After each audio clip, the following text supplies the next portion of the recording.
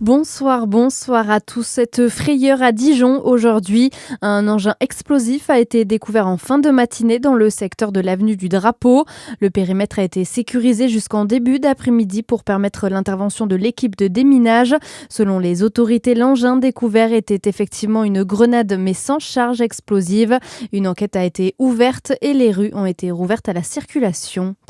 Un salon dédié au métier du soin et de l'accompagnement bientôt à Champagnole, organisé par le Réseau pour l'emploi et la communauté de communes. Il s'adresse aux personnes en recherche d'emploi ou en reconversion professionnelle, souhaitant découvrir les opportunités offertes par ces secteurs. Parmi les métiers représentés, aide à domicile, aide-soignant, infirmier, accompagnant, éducatif et social. Rendez-vous donc ce mardi 5 mai de 9h30 à midi à Champagnole. Il cumulait 3 mandats politiques. René Lioré du Rassemblement national était député de Côte-d'Or, conseiller régional et conseiller municipal jusqu'à aujourd'hui. En raison de la loi sur le non-cumul des mandats, la préfecture vient de lui retirer son siège de conseiller régional en Bourgogne-Franche-Comté. Je pensais être en règle, a réagi le député.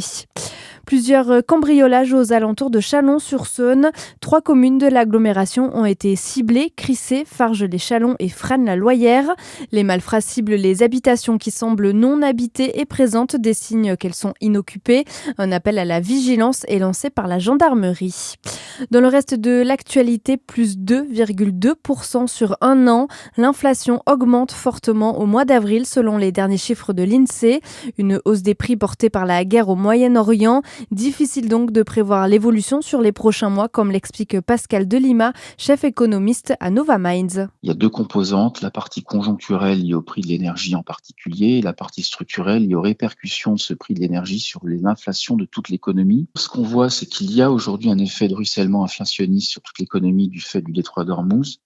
Mais c'est un petit peu comme les grèves, on ne sait pas combien de temps ça va durer, la crise géopolitique. On pense que ça va plutôt se calmer parce qu'il y a évidemment, nul ne veut une guerre mondiale, si on peut le dire ainsi. Et donc je pense quand même que sur le deuxième semestre de l'année, on devrait quand même retrouver des sentiers d'inflation plus durables, plus sains, quoi. En parallèle, le PIB stagne au premier trimestre alors que de récentes prévisions tablaient sur une légère hausse jusqu'à 0,3%. Du monde sur les routes à la veille du long week-end du 1er mai. Bison futé voie rouge aujourd'hui en Ile-de-France dans le sens des départs. Partout ailleurs, c'est orange dans les deux sens de circulation. Et puis le DFCO a rendez-vous avec son histoire ce soir. Dijon joue contre Châteauroux. Une victoire permettrait au club de retrouver la Ligue 2 la saison prochaine. Coup d'envoi à 19h30. Voilà pour l'essentiel de l'actualité. À suivre votre météo sur Fréquence Plus.